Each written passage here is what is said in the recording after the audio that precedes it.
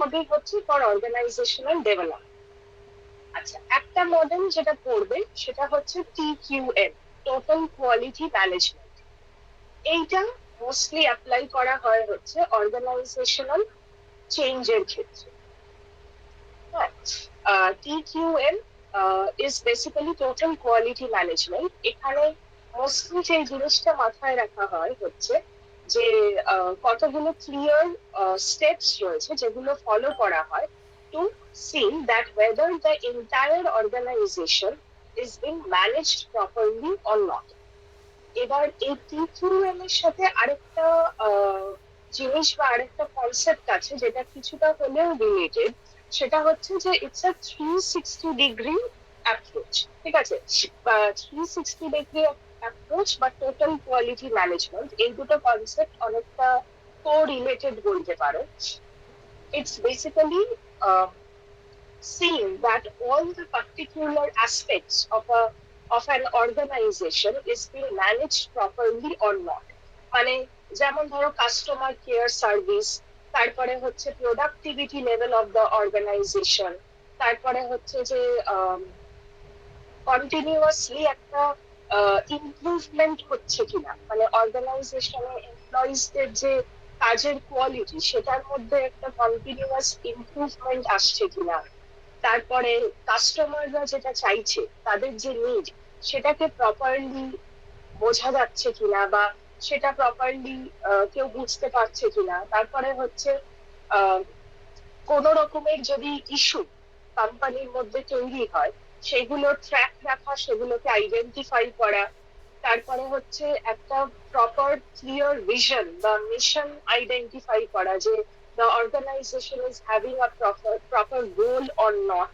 এই ধরনের জিনিসগুলো মানে ইটস আ 360 ডিগ্রি অ্যাপ্রোচ। মানে আগেকার দিনে বেসিক্যালি যেটা হতো যে এই যে যে অর্গানাইজেশন গুলো, এগুলোতে যখন ম্যানেজমেন্ট বা এই হিউম্যান রিসোর্স ম্যানেজমেন্ট যে ডিপার্টমেন্টস গুলো এরা যখন মোস্টলি কাজ করতো, তখন এরা স্পেসিফিক্যালি শুধুমাত্র এমপ্লয়ি বিহেভিয়ারেই ফোকাস করতো, that how the employees are working or how the productivity is level being increased, work motivation আসছে কিনা, এই জিনিসগুলোতে মোস্টলি ফোকাস করা হতো। কিন্তু with time there is a big shift. ঠিক আছে, কারণ যেটা দেখা যাচ্ছে যে যদি শুধুমাত্র আমরা অর্গানাইজেশনের যে ইন্টারনাল অ্যাসপেক্ট গুলো শুধুমাত্র সেইটুকুতে যদি আমরা ফোকাস করি, তাহলে কিন্তু অর্গানাইজেশনের যে ওভারঅল ডেভেলপমেন্ট সেটা হচ্ছে না। ঠিক আছে, কিন্তু গ্লোবাল মার্কেটের সাথে বা এক্সটার্নাল ওয়ার্ল্ডের সাথে একটা রিলেশনশিপ রাখতে গেলে তখন কিন্তু এই যে যে ওভারঅল যে ব্যাপারটা সেইটাকে মাথায় রাখতে হবে, প্রত্যেকটা অ্যাসপেক্টকে ইকুয়ালি অ্যানালাইজ করতে হবে। The quality should be managed from all different aspects of the organization. এবং সেই জন্য কিন্তু এই টোটাল কোয়ালিটি ম্যানেজমেন্ট বা এই 360 ডিগ্রি যে অ্যাপ্রোচটা সেটার অ্যাপ্লিকেশন করা শুরু হয়। সো টোটাল কোয়ালিটি ম্যানেজমেন্ট যদি কি মানে হাউ টু ডিফাইন ইট বলা যায়, তো তাহলে এইভাবে আমরা বলতে পারি যে ইটস আ ক্লিয়ার ভিশন, মানে it's like defining a clear vision and mission for the organization, and also to determine, মানে এটা লিখো না, এটা জাস্ট আমি নিজে মুখে বলছি, and also to determine that whether all the aspects of the organization is being managed or not। ঠিক আছে, আর ম্যাম হ্যাঁ বলো। ম্যাম এটা তো ম্যাম গ্রুপ মডেলের আন্ডারে পড়লো। হ্যাঁ হ্যাঁ, ম্যাম তাহলে ইন্ডিভিজুয়াল মডেলের আন্ডারে কোনটা পড়বে? বলছি।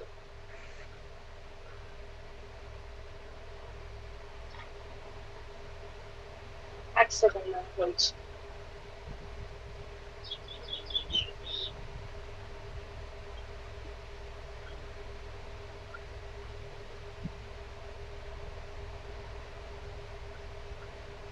আচ্ছা, এই ডেফিনেশনটা একটু লিখতে পারো যেটা আমি বলছি।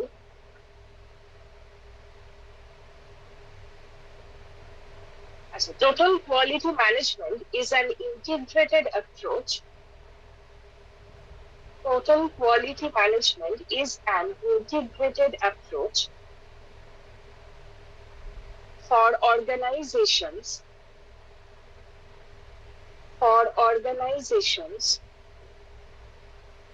to achieve long-term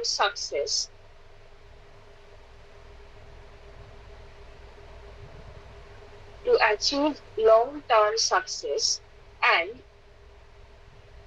excellent customer satisfaction. Full stop. To achieve long-term success and excellent customer satisfaction. Full stop. The TQM approach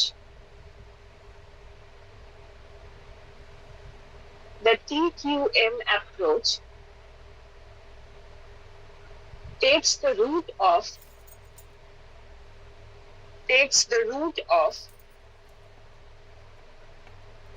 management optimization and enhancement. Full stop.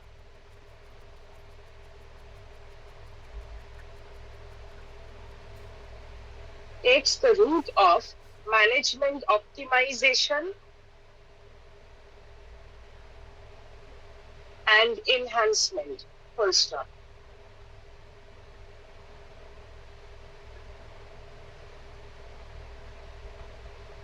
আচ্ছা, এই যে টোটাল কোয়ালিটি ম্যানেজমেন্ট, তিনটে যে ইম্পর্টেন্ট অ্যাসপেক্ট রয়েছে of this particular model, সেখানে total বলতে it's like creating a quality that comes from everyone in the organization, no matter what level the employees work in.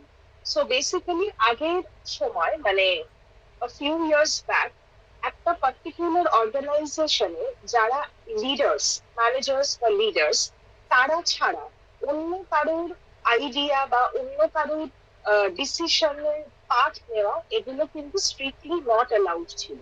একদমই যারা ধরো লিডার্স অফ দ্য অর্গানাইজেশনস বা managers of the organizations, they use to play the role of the decision makers. কিন্তু এখন আস্তে আস্তে যেটা হচ্ছে যে the organizations are following an work engagement policy, যেখানে প্রত্যেকটা যে এমপ্লয়িজ যারা সেই অর্গানাইজেশনে কাজ করে, তাদেরকে equally chance দেওয়া হচ্ছে to take decisions or to take part in the process. ঠিক আছে?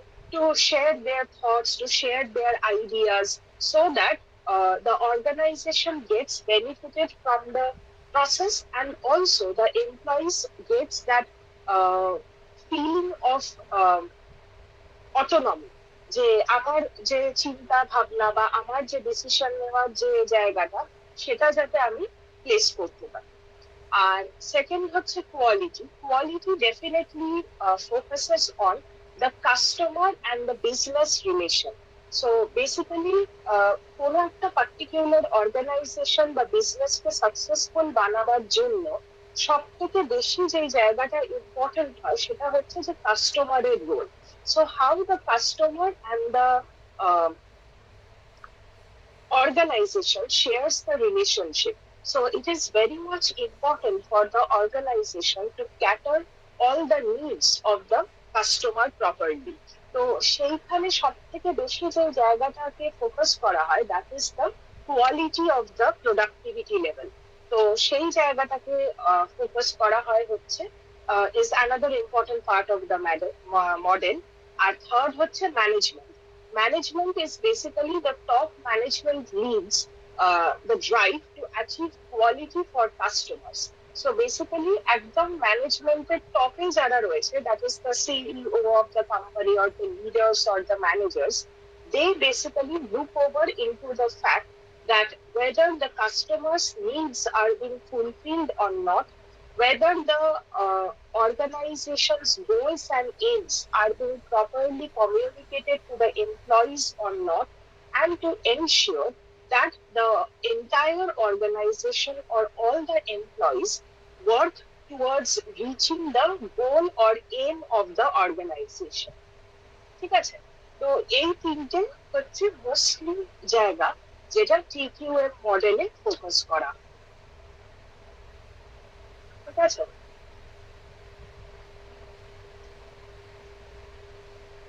আচ্ছা, এবার এটা যেটা বললে এটা হচ্ছে গ্রুপ মডেল। এবার ইন্ডিভিজুয়ালের ক্ষেত্রে যেটা করবে সেটা হচ্ছে SWOT analysis.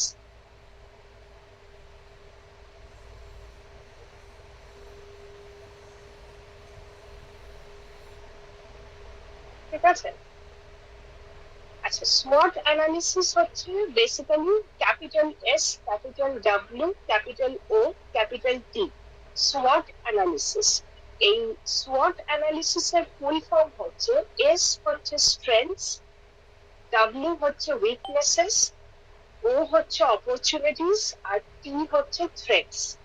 So basically, there are these four factors, that is strength, weaknesses, opportunities, and threats. এই চারটে aspect কে মাথায় রেখে there is a technique with the help of which we can analyze an entire organization and even a single employee of the organization. ঠিক আছে? SWOT analysis is basically is a kind of a analytical tool বলতে পারো। মানে এটা অনেকটা একটা মেথডের মতো বা একটা ইনস্ট্রুমেন্টাল টুলের মতো, যেটা দিয়ে আমরা কোনো একটা কোম্পানিকে, ইনফ্যাক্ট সেই কোম্পানির কোনো একজন ইন্ডিভিজুয়াল এমপ্লয়িকে অব্দি আমরা অ্যানালাইজ করতে পারি। So by listening to the name you can interpret, মানে নামটাই শুনলে বোঝা যায় যে মোটামুটি জিনিসটা কি বলতে চাইছে, যে আমরা যে কোনো একজন ইন্ডিভিজুয়াল বা একটা অর্গানাইজেশন যেভাবেই নাও, আমরা তার চারটে পয়েন্টকে আমরা অ্যানালাইজ করব, যে এই পার্টিকুলার যে এন্টিটিটা সেটার স্ট্রেংথস কি কি, এই পার্টিকুলার এন্টিটিটার উইকনেসেস কি কি, অপরচুনিটিস কি কি, আর থ্রেটস কি কি আছে। ঠিক আছে? তো এই চারটে জিনিসকে অ্যানালাইজ করা, এবং অ্যানালাইজ করার পর ডেফিনেটলি স্ট্রেংথস যেগুলো রয়েছে সেগুলোকে নার্চার করা, বা স্ট্রেংথস গুলোকে যাতে আরো স্ট্রেংথেন আপ করা যায় সেটার খেয়াল রাখা, উইকনেসেস গুলোকে আইডেন্টিফাই করা যতটা। এবার দেখো, উইকনেস গুলো ডেফিনেটলি সবসময় পুরোপুরি ভাবে রিকভার করা যায় না, কিন্তু যতটা রিকভার করা পসিবল সেটা দিকে খেয়াল রাখা, যে যতটা রিকভার করা যায় সেই উইকনেসেস গুলোকে, সেগুলোকে রিকভার করা, অপরচুনিটিস গুলোকে কাজে লাগানো, definitely to work with the opportunities and in fact আরো যত বেশি এই অপরচুনিটি গুলোকে ইনক্রিজ করানো যায় সেটার দিকে খেয়াল রাখা। আর লাস্টলি হচ্ছে থ্রেট। থ্রেট হচ্ছে basically to analyse that what are the probable threats. এবার আরেকটা জিনিস আমাদের এখানে মাথায় রাখতে হবে, যে থ্রেটস কিন্তু দু রকমের হতে পারে। One kind of threat is the internal threat, মানে অর্গানাইজেশনের ভেতরে কি কি থ্রেটস কাজ করছে, কোনো কোনো জায়গায় এমপ্লয়ার এমপ্লয়ি রিলেশনশিপ কোনো গন্ডগোল আছে কিনা, কোথাও প্রোডাক্টিভিটি লেভেল ডিটোরিওরেট হচ্ছে কিনা, বিভিন্ন ভাবে এটাকে খেয়াল রাখা। আর আরেকটা হচ্ছে কি দ্য এক্সটার্নাল থ্রেটস, মানে কি বাইরের কোনো সমস্যা আসছে কিনা, মানে যেমন ধরো কোনো কম্পিটিটর আছে কিনা, কোনো লিগাল কেসেস বা কোনো লিগাল ইস্যুস হচ্ছে কিনা। তো এই ধরনের যে থ্রেটস গুলো সেইগুলোকে খেয়াল রাখা। So basically SWOT analysis is actually to analyze, we can analyze one individual employee of the organization, or all the employees individually of a particular group or team, and we can even analyze by applying this process the entire organization by defining its strengths, weaknesses, opportunities, and threats. আচ্ছা, এবার organisational ডেভেলপমেন্টের models গুলো একটু বলবো।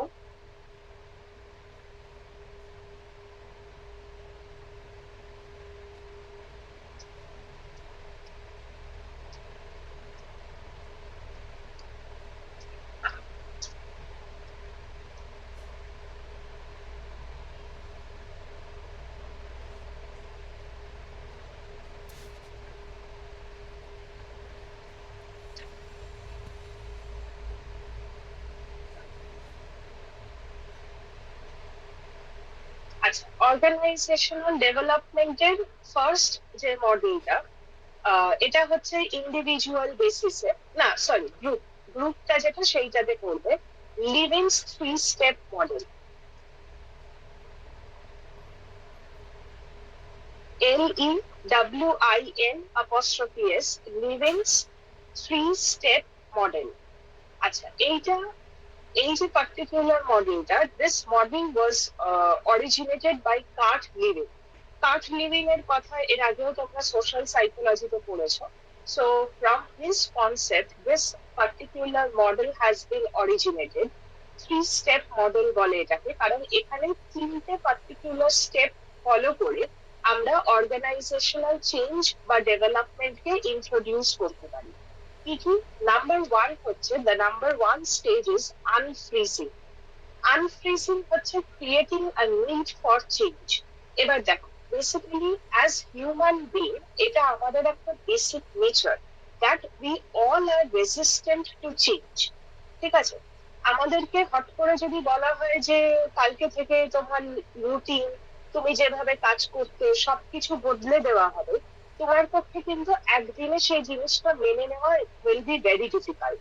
And often we have a tendency of restricting that change. ঠিক আছে?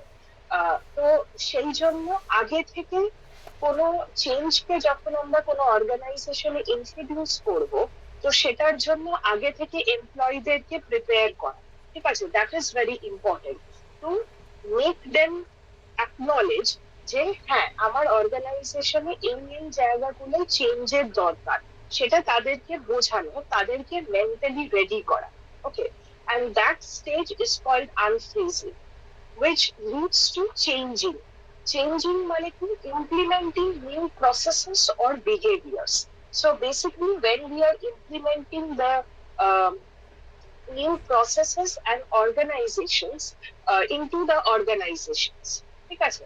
মানে যেমন ধরো আস্তে আস্তে চেঞ্জ গুলোকে ইন্ট্রোডিউস করা, ধরো ওয়ার্ক এরিয়াটা বদলানো, বা যেভাবে তারা কাজ করছে সেই কাজের প্রসেসটা বদলানো। অনেক সময় নতুন ওই সফটওয়্যার আপডেটেড হয় বা ইনস্ট্রুমেন্টস আপডেটেড হয়, সেগুলোকে ইন্ট্রোডিউস করানো। সো বেসিক্যালি যে চেঞ্জটা অর্গানাইজেশন করতে চাইছে সেটাকে ইন্ট্রোডিউস করা। And then to refreeze, third stage হচ্ছে রিফ্রিজিং। রিফ্রিজিং হচ্ছে stabilising the changes as the new norm. মানে কি? এবার এইটাই হচ্ছে নর্মাল। সেই মনে আছে কোভিড এর সময় আমরা একটা টার্ম ইউজ করতাম, নিউ নর্মাল। সো বেসিক্যালি যখন কোনো নতুন জিনিসকে আমাদের নর্মালাইজ করতে হয় বা কোনো নতুন জিনিসকে আমাদের হ্যাবিটে পরিণত করতে হয়, সেটাকে আমরা নিউ নর্ম বা নিউ নর্মাল বলে থাকি। So basically, the stage of refreezing or the last stage of the model says that when we are actually keeping up with that change and stabilizing in that particular changed scenario. ঠিক আছে? তো basically এই 3টে স্টেজে মডেলটাকে introduce করা হয়, সেটা হচ্ছে আনফ্রিজিং, চেঞ্জিং, রিফ্রিজিং। ঠিক আছে? এটা একটা মডেল। আর আরেকটা মডেল হচ্ছে, এটা হচ্ছে গ্রুপের অর্গানাইজেশনাল ডেভেলপমেন্টের।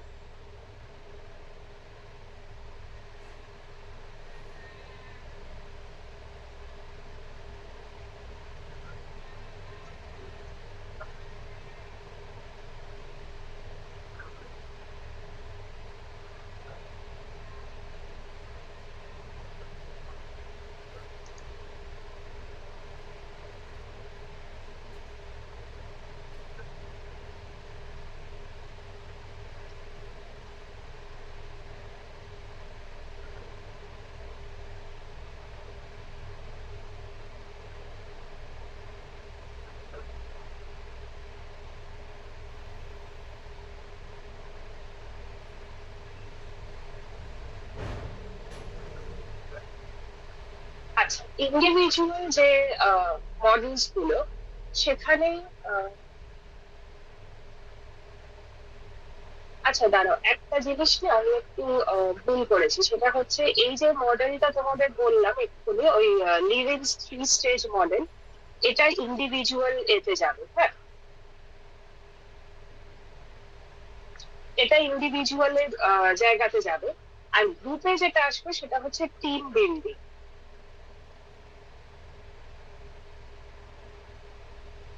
দেখো তোমাদের যে নোটসটা আমি ক্লাসে দিয়েছি সেটাতে পেয়ে যাবে।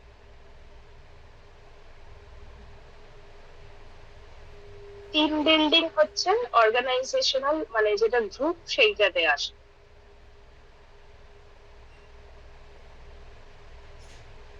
আচ্ছা, টিম বিল্ডিং হচ্ছে বেসিক্যালি অনেকটা কার্ড লিভিং এর কনসেপ্টটার মতোই, but it is much more extended.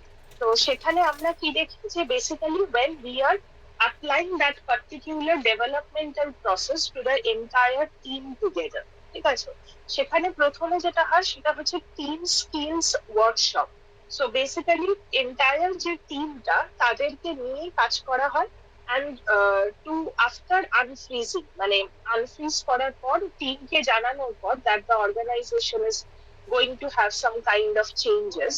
তো তারপর তাদেরকে ওয়ার্কশপস এর মধ্যে নিয়ে যাওয়া হয়, যেখানে এসেনশিয়ালি তাদেরকে মোস্টলি একসাথে রেডি করা হয় for the entire changes. Then the data collection process occur, যেখানে কোয়েশ্চেনিয়ার মেথড বা সার্ভে মেথড অ্যাপ্লাই করা হয়। With the help of that, data are collected in terms of organizational climate, supervisory behavior, and job content. মানে ধরো present যে কন্ডিশনটা সেইটার উপরে মোস্টলি ডেটাটা গ্যাদার করা হয়, যে অর্গানাইজেশনের যে ক্লাইমেট সেটা কিরকম, the culture of the organization সেইটার ব্যাপারে। তারপর প্রত্যেকজন এমপ্লয়ি এর সাথে তাদের যে টিম লিডার বা ম্যানেজার তাদের রিলেশনশিপ কিরকম। আর আরেকটা হচ্ছে জব কন্টেন্ট, মানে the work they are performing within the organization. তো এইগুলোর বিষয় পুরো এন্টায়ার টিম বা গ্রুপ অফ এমপ্লয়িজদের থেকে ডেটা গ্যাদার করা হয়।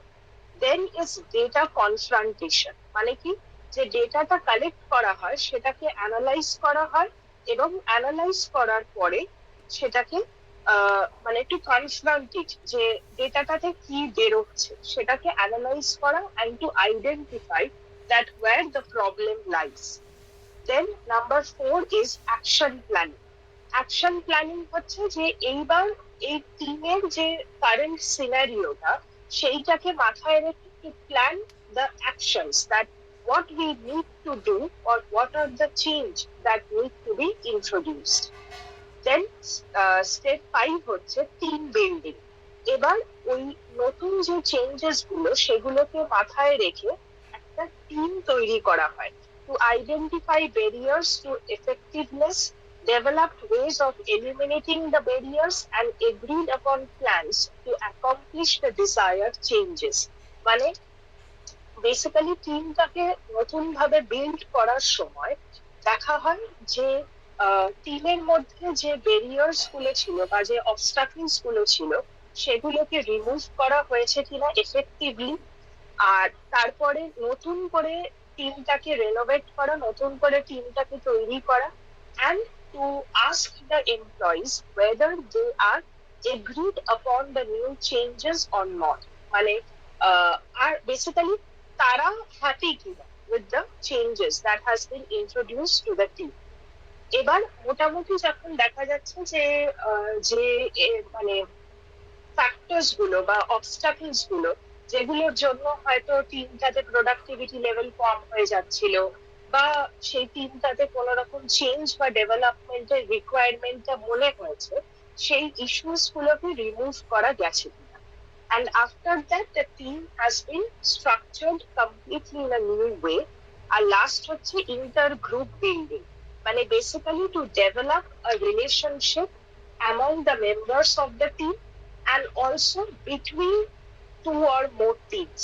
মানে তারপরে ধরো ওই প্রোগ্রামস বা ওয়ার্কশপস বা মিটিংস এই ধরনের কিছু অর্গানাইজ করা, যেখানে বিভিন্ন যে গ্রুপস গুলো রয়েছে তারা একসাথে তাদেরকে এক জায়গায় আনা, তাদের নিজেদের মধ্যে রিলেশনশিপ তৈরি করা, এবং at the end to form a proper team। ঠিক আছে, তো এইটা হচ্ছে টিম বিল্ডিং এর কনসেপ্ট। তো এই যে চারটে মডেল, এই চারটে মডেল তোমাদেরকে পড়তে হবে, ঠিক আছে। এই আর কিছু নেই, ওসি আর ওডি। আচ্ছা, এই অবধি বুঝতে পেরেছো তো?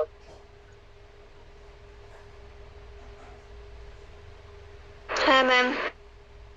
ঠিক আছে। আচ্ছা, তোমাদের আইএইচআরএম এর কনসেপ্টটা কি আমি ক্লাসে বলেছিলাম? ইন্টারন্যাশনাল হিউম্যান রিসোর্স হ্যাঁ ম্যাম, ম্যানেজমেন্ট। একটুখানি। আচ্ছা, ওটা অল্পই আছে, ওটাতে খুব একটা কিছু নেই যদিও। আহ দাঁড়াও।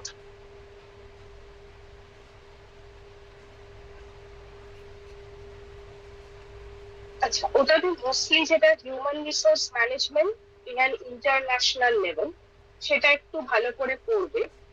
কাকে বলে, যে যেখানে মোটামুটি আমরা তিনটে ফ্যাক্টর আমরা দেখতে পাই আইএইচআরএম এর। ফার্স্ট হচ্ছে expatriation management, so basically managing the organisation into a global level. ঠিক আছে, মানে এন্টায়ার যে অর্গানাইজেশন সেটা যখন এক্সপ্যান্ড করছে নিজেকে to the different parts of the world, তখন তার যে ম্যানেজমেন্টটা দ্যাট অলসো গেটস এক্সটেন্ডেড। তো সেই জায়গাটাকে স্টাডি করা বা সেই জায়গাটাকে খেয়াল রাখা। সেকেন্ড হচ্ছে গ্লোবাল হিউম্যান ক্যাপিটাল। আচ্ছা, হিউম্যান রিসোর্সকে এখন আস্তে আস্তে হিউম্যান ক্যাপিটাল বলা হচ্ছে। তো কোথাও যদি হিউম্যান ক্যাপিটাল শব্দটা পাও, তাহলে মানে বুঝে নেবে যে ওটা হিউম্যান রিসোর্স এর কথাই বলছে। So human resource is also getting global. এবার এখানে জিনিসটা যেটা হয় হচ্ছে আইএইচআরএম এ মোস্টলি যে কনসিডারেশনের জায়গাটা যেটা থাকে, যে প্রত্যেকটা অর্গানাইজেশন যখন পৃথিবীর অন্য অন্য জায়গায় ব্রাঞ্চেস খুলছে, তখন যেটা হয় সেটা যে সেই জায়গার যারা লোকাল ইন্ডিভিজুয়ালস বা সেই জায়গার যারা নেটিভস তাদেরকে রিক্রুট করছে টু দ্য অর্গানাইজেশন। এবার পৃথিবীর প্রত্যেকটা জায়গার তো নিজস্ব একটা কালচার বা নিজস্ব একটা সোসাইটি, কমিউনিটি, ট্র্যাডিশনস, রিলিজিয়ন, এইগুলো রয়েছে, সোসাইটাল নর্মস যেগুলোকে আমরা বলে থাকি। তো এবার সেগুলোকে কিন্তু কনসিডার করতে হবে। ডেফিনেটলি আমি ইন্ডিয়াতে যখন কোনো গ্লোবাল ব্র্যান্ড এসে তার কোনো ব্রাঞ্চ তৈরি করছে, তো তাকে তখন এই জিনিসটা মাথায় রাখতে হবে যে ইন্ডিয়াতে মানুষজনের যে সোসাইটাল আপব্রিঙ্গিং সেটা কি রকম, ইন্ডিয়ার মানুষজনের যে রিলিজিয়াস বিলিফ, তাদের যে সোসাইটাল বিলিফ, সেগুলো কি রকম। ঠিক আছে, তো এবার সেই জিনিসটাকে মাথায় রাখা ইজ অ্যাকচুয়ালি ভেরি ইম্পর্টেন্ট। ঠিক আছে, তো এইবার সেই জিনিসটাকে খেয়াল রাখার কথা। এবং থার্ড হচ্ছে international human resource policies and practices. এটাও আমরা জানি যে অ্যাট দ্য মডার্ন সিনারিও প্রত্যেকটা অর্গানাইজেশন কিন্তু তাদের এমপ্লয়িজদের রাইটসকে প্রিজার্ভ করার জন্য প্রচুর পলিসিস অ্যান্ড প্র্যাকটিসেস মেনটেন করে, which are actually legally bound. তো সেই জায়গাগুলোকে খেয়াল রাখা। তো এই তিনটে ফ্যাক্টর যেটা মোস্টলি ইন্টারন্যাশনাল হিউম্যান রিসোর্স ম্যানেজমেন্টে মাথায় রাখা হয়, একটা হচ্ছে global management of the organization, secondly global human capital, and thirdly the international human resource policies and practices.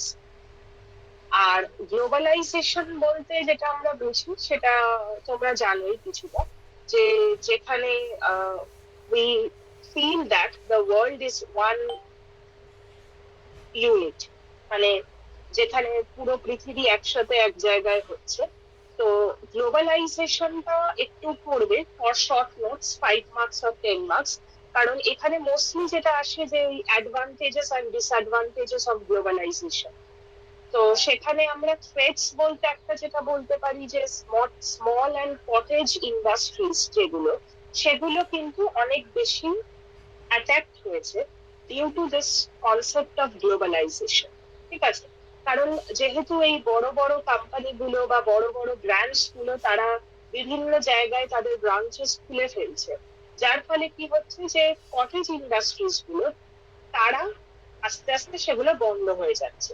Because definitely যদি প্রোডাকশন লার্জ স্কেলে হয়, সেখানে দাম কমবে জিনিসের, এবং মানুষজন মেশিন মেড গুডস এ বেশি অ্যাট্রাক্টেড হয় in comparison two handmade goods. এবং মেশিন মেড গুডস প্রোডাকশনও অনেক বেশি হয়, কাস্টমার ডিমান্ডস অনেক ইজিলি মিট করতে পারে। তো সেই জন্য it becomes a direct threat to the cottage and the small industries, যার জন্য প্রচুর ধরো ওই ভিলেজ বা মাউন্টেন এরিয়াস, ওই জায়গায় যে কটেজ ইন্ডাস্ট্রিজ গুলো বা স্মল বিজনেসেস গুলো ছিল সেগুলো উঠে গেছে অলমোস্ট। আর আরেকটা ডিসঅ্যাডভান্টেজ হচ্ছে culture, women and poverty. So basically এই যে যে ছোট ছোট যে কটেজ ইন্ডাস্ট্রিজ গুলো ছিল না, এখানে ওই গ্রামের মহিলা যারা ছিল তারা প্রচুর কাজ করত, ঠিক আছে। They use to go to work and contribute to those handmade goods and all artifacts. তো সেই ইন্ডাস্ট্রি গুলো বন্ধ হয়ে যাওয়ায় এই ধরনের মানুষ যারা ছিলেন, মানে এই গ্রামে যারা ফিমেল ইন্ডিভিজুয়ালস, তারা কিন্তু অনেকটা বেশি আনএমপ্লয়েড হয়ে গেছে। মানে তাদের যে একটা কন্ট্রিবিউশন থাকতো টুয়ার্ডস দ্য ফ্যামিলি, সেইটা আস্তে আস্তে কমে গেছে। তো that has become a direct threat. তারপরে ধরো কালচারাল একটা অ্যাসপেক্ট ছিল, যে যেই জায়গার জিনিস সেখানে সেটা হাতে করে তৈরি করা হয়। তো যখন আমরা মেশিন মেড জিনিস ইন্ট্রোডিউস করছি, definitely that machine made good is not something which carries that cultural reflection in the product. তো সেই জায়গা থেকে যে কালচারাল যে একটা দিক, সেই জিনিসটা আস্তে আস্তে সরে যাচ্ছে, আর পভার্টি ডেফিনেটলি ইনক্রিজ করেছে। So these are the threats of the globalization. আর অপরচুনিটিজ এর মধ্যে আবার আমরা দেখতে পাই যে আমরা যে কোনো জায়গা থেকে যে কোনো পৃথিবীর জায়গায় ইজিলি পৌঁছতে পারছি, যে কোনো জিনিস আমরা ইজিলি পেয়ে যাচ্ছি, বা আমরা যে কোনো কিছু কিনতে চাইছি বা যা যা চাইছি সেগুলো পেয়ে যাচ্ছি। আবার আরেকটা জিনিস যেটা হয়েছে, রুরাল আরবান এরিয়াস গুলো, মানে শহরের যে জায়গাগুলো, সেখানকার মানুষজন আবার চাকরি পাচ্ছে বেশি। মানে যত বেশি এই এমএনসিস গুলো খুলবে, তত বেশি সেখানকার যারা educated group of people, they will get the job, ঠিক আছে। সেইটা আবার একটা প্রোগ্রেস বলতে পারো। এই ব্যাস, তাছাড়া আর খুব একটা কিছু নেই। এইগুলো মোটামুটি তোমরা পড়ে নিও।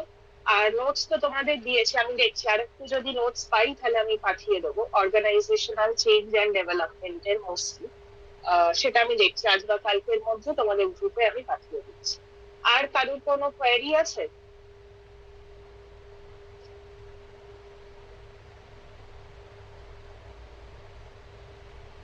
নেই তো? ঠিক আছে। আর CC13 নিয়ে তোমাদের কোনো কোয়েরি আছে? ম্যাম বলছি ওয়ার্ক মোটিভেশন থেকে প্রসেস আর কন্টেম্পোরারি থিওরির মধ্যে কোন কোন থিওরি পড়তে হবে মেনলি? আচ্ছা, প্রসেস আর কন্টেন্ট থিওরির মধ্যে ম্যাসলো নিড হায়ারার্কি থিওরিটা পড়ছো। আর তোমাদের সিলেবাসে বোধহয় অ্যালডারসনের ইআরজি মডেলটা নেই, টু ফ্যাক্টর থিওরিটা আছে।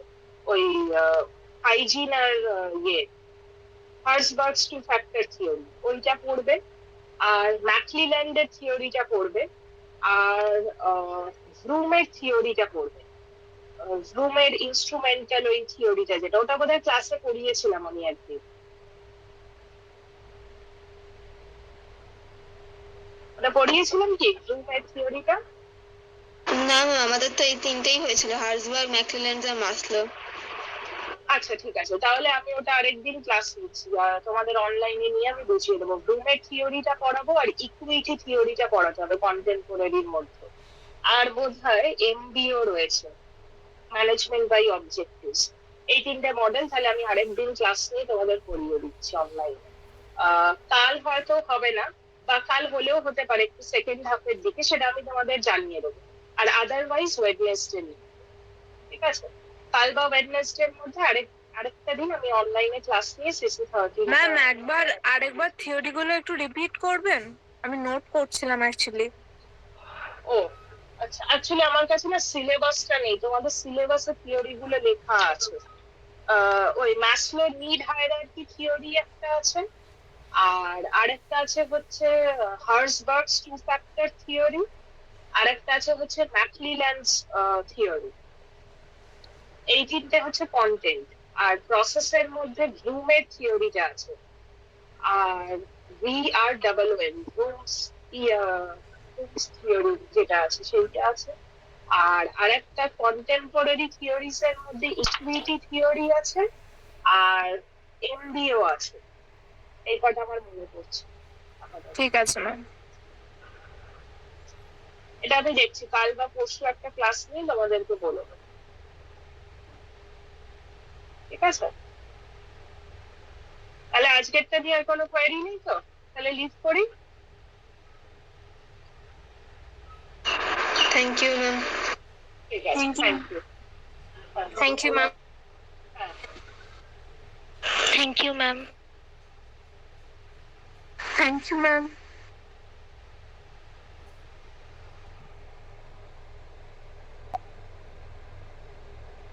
愛し方さえも君の匂いがした歩き方さえもその笑い声がしたいつか消えてなくなる君のすべ